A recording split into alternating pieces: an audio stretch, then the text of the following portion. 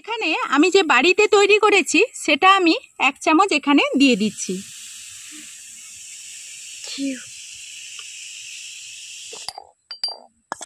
কত সহজে আমরা তৈরি করে নিলাম বেকিং পাউডার, যে বাড়িতে এইভাবে তৈরি করা যায়। তো বন্ধুরা, আবারও একটা নতুন ভিডিওর সঙ্গে তোমাদের সামনে হাজির হয়ে গেছি। তো আজকের আমার এই ভিডিওতে একটা নয় দুটো ভিডিও তোমাদের সঙ্গে শেয়ার করব।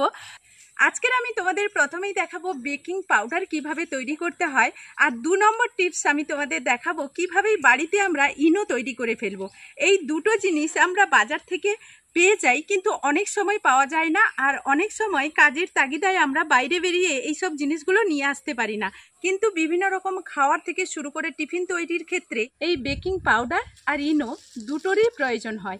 তো চলো, আজকের কিন্তু সামান্য কিছু উপকরণ দিয়ে বাড়িতে থাকা এবং যেসব উপকরণগুলো দেখাবো সেগুলো খুব সহজেই হাতের কাছে পেয়ে যাবে, এমন কয়েকটা উপকরণ দিয়ে দুটো আজকের ভিডিও তোমাদের সঙ্গে শেয়ার করব। তো চলো ভিডিওটা দেখতে থাকো। আশা করব আজকের ভিডিওটা তোমাদের কাছে খুবই ভালো লাগবে। আমার পুরো ভিডিওর সঙ্গে থাকো। তো বন্ধুরা, আজকের প্রথমেই আমি তোমাদের বললাম বেকিং পাউডার তৈরি করব। তো বেকিং পাউডারের জন্য আমি 3টে উপকরণ দিয়েই কিন্তু আজকের বেকিং পাউডারটা তৈরি করব। তো প্রথমেই আমি নিয়ে নেব খাওয়া সোডা, কিংবা তোমরা বেকিং সোডাও নিতে পারো, আর এটা তোমরা যে কোনো মুদিখানার দোকানে পেয়ে যাবে। তো খাওয়া সোডা বা বেকিং সোডা যে কোনো একটা তোমরা ব্যবহার করতে পারো।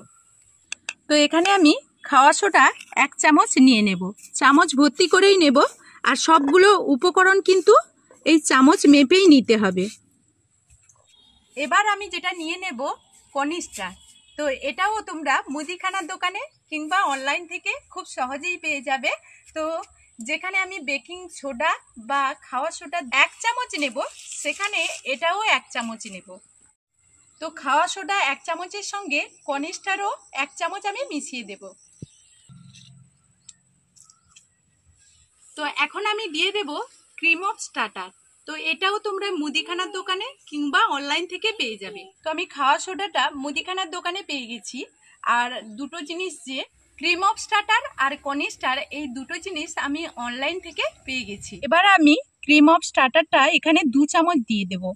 তো এই পরিমাণগুলো তোমরা একটু বুঝে শুনে দেবে। এরপর আমি এই 3টে উপকরণ একসঙ্গে খুব ভালো করেই মিশিয়ে নেব। তো বন্ধুরা, এইভাবে যদি আমরা বেকিং পাউডার বাড়িতেই বানিয়ে ফেলি খুব সহজে, তাহলে কি হয়, অনেক সময় আমরা বাজারে গেলে দোকানে পাই না।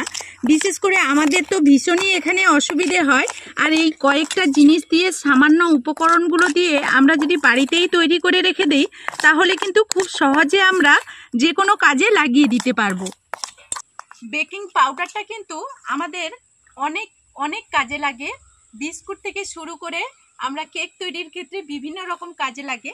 তো এইভাবে যদি বাড়িতে তৈরি করি, আর বাড়িতে তৈরি করে রেখে দিয়ে আমরা যে কোনো কাজের সময় যদি আমরা হাতের কাছে পেয়ে যাই, তার মজাটাই কিন্তু আলাদা, সম্পূর্ণ আলাদা। তো চলো, এখন আমি তোমাদের বলি এটা কতদিন পর্যন্ত আমি সংরক্ষণ করে রাখবো। এটা আমি মাস 4 মতো সংরক্ষণ করে রাখতে পারবো। তবে আমাদের এই রান্নার কাজে তো ব্যবহার হয়, তো এটা মাস 4 লাগবে না, হয়তো আমার 1 মাসের মধ্যেই শেষ হয়ে যাবে, 1 থেকে 1.5 মাসের মধ্যে। কারণ আমরা প্রত্যেকটা রান্নায়, বেশিরভাগ রান্নাতে কিন্তু এই বেকিং পাউডার ব্যবহার করি। এরপর এই কাঁচের জারে খুব ভালো করেই কিন্তু ভরে রেখে দিতে হবে। আর এই রকম কাঁচের পাত্রে যদি আমরা রাখতে পারি, তাহলে কিন্তু অনেক দিন পর্যন্ত এটাকে রেখে দিতে পারবো।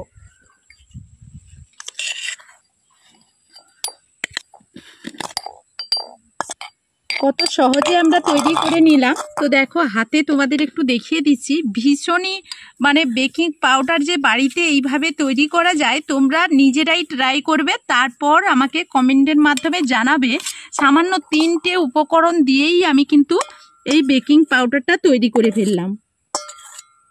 এখন আমি এটাকে 5 মাসের মতো কিন্তু সংরক্ষণ করে রাখতে পারবো। এটা আমি এখন এটাকে বাড়িতে স্টোর করে রেখে দিতে পারবো যতদিন পর্যন্ত। 5 মাস তো আমার লাগবে না, 1 থেকে 1.5 মাসের মধ্যেই কিন্তু আমার শেষ হয়ে যাবে। এরপর আমি তোমাদের যেটা দেখাবো বলেছি, যে বাড়িতেই আমি খুব সহজে তৈরি করে ফেলবো ইনো। মাত্র 3টে উপকরণ দিয়েই আমি আজকের ইনো তৈরি করে ফেলবো। তো চলো। তো বন্ধুরা, ইনো কিন্তু আমাদের বাড়িতে অনেক কাজেই লাগে। যেমন আগে তোমাদের বললাম যে এই বেকিং পাউডার অনেক কাজেই লাগে, সেরকম ইনো।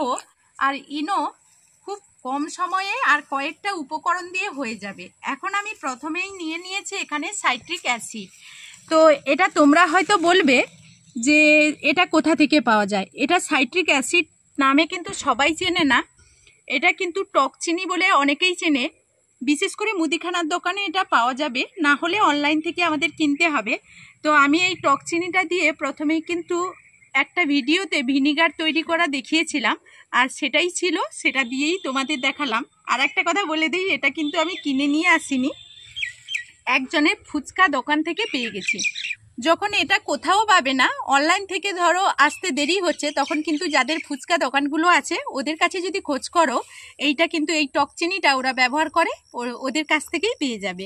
তো চলো এখন আমি পরিমাণটা কতটা কি নেই সেটাই তোমাদের সঙ্গে শেয়ার করব। তো আমি এখানে টক চিনিটা নিয়ে নিচ্ছি 1 চামচ সাইট্রিক অ্যাসিড বা টক চিনি। এটা যেমন তোমরা বাড়িয়ে কিংবা কমিয়ে নিতে পারো।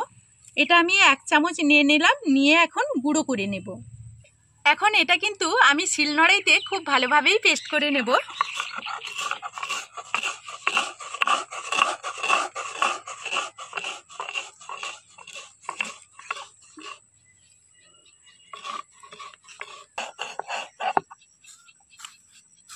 এখন কিন্তু খুব মিহি করে আমি এখানে শিলনোড়াইতে বেটে নিয়েছি, দেখো একেবারে মিহি করে নিয়েছি। এখন এটাকে একটা বাটিতে করে তুলে নেব। এখন আমি এর মধ্যে নিয়ে নেব খাওয়া সোডা। আমি এখানে টক চিনির পরিমাণটা যতটা নিয়েছি, খাওয়া সোডাটাও ঠিক ততটাই নিয়ে নেব। তো পরিমাণগুলো তোমরা বাড়াতে চাইলে সবগুলো উপকরণ কিন্তু একসঙ্গেই বাড়িয়ে নেবে। এখন আমি খাওয়া সোডা নিয়ে নিচ্ছি, আর খাওয়া সোডাটা খুব সহজেই কিন্তু মুদিখানার দোকানে পেয়ে যাবে। এটাও 1 চামচ আমি ভর্তি করে এখানে নিয়ে নেব। এই দুটো উপকরণ আমি 1 চামচ করে নিয়েছি। শেষমেশ আমি দিয়ে দেব লবণ। আর লবণটা আমি এই চা চামচে, যেহেতু 1 চামচ করে আমি সবগুলো নিয়েছি, লবণটা নেব 4 ভাগের 1 ভাগ। এই তিনটে আমি খুব ভালো করে একসঙ্গে মিক্সড করে নেব।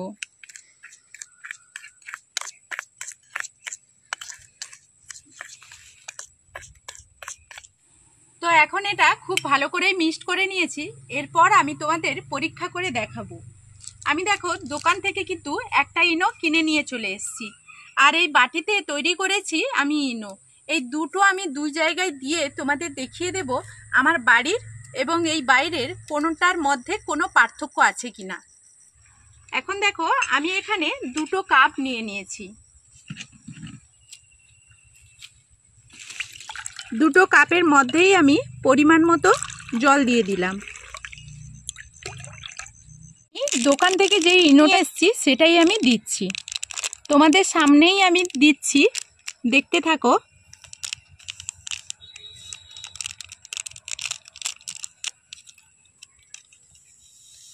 এখানে এইটা মাপ করেই আমি দেব। এখন আমি 1 চামচ এখানে দিয়ে দিচ্ছি বাজার থেকে কিনে নিয়ে আসা ইনোটা।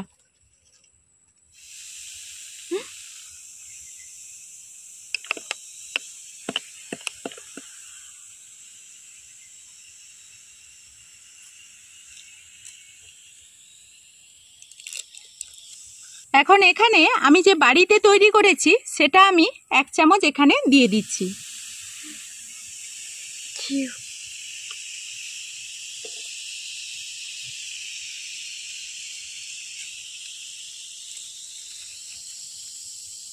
তো বন্ধুরা, দুটোর মধ্যে পার্থক্যটা তোমাদের সামনেই দেখিয়ে দিলাম, কোনো পার্থক্য নেই।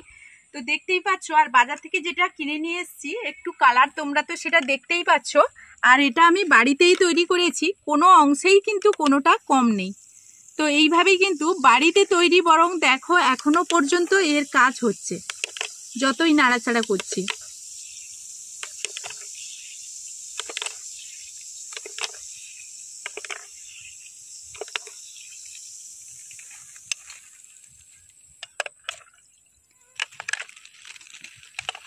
আর এটা হলো দোকানের। তো বন্ধুরা, ওইদিকে রোদ্দুর ভীষণ, এইদিকে চলে এলাম। তো দুটোর মধ্যে আমার মনে হয় বাড়িতে যে তৈরি করেছি সেটার কাজটা অনেক বেশি, সেটা তোমরা নিজের চোখেই দেখতে পেলে। আর বাড়িতে যে কোনো জিনিস আমরা যখন তৈরি করব তার কাজটা কিন্তু অনেকটাই বেশি পাবো। আর এটা তোমরা কিন্তু মাস দুয়েকের মতো স্টোর করে রেখে শেষ করে দেবে তাড়াতাড়ি, বেশি দিন পর্যন্ত স্টোর করবে না। তো আজকের আমার এই ভিডিওটা যদি তোমাদের কাছে কোনো অংশ ভালো লেগে থাকে তাহলে তোমাদের কাছে অনুরোধ রইল একদিন হলেও বাড়িতে ট্রাই করে দেখবে।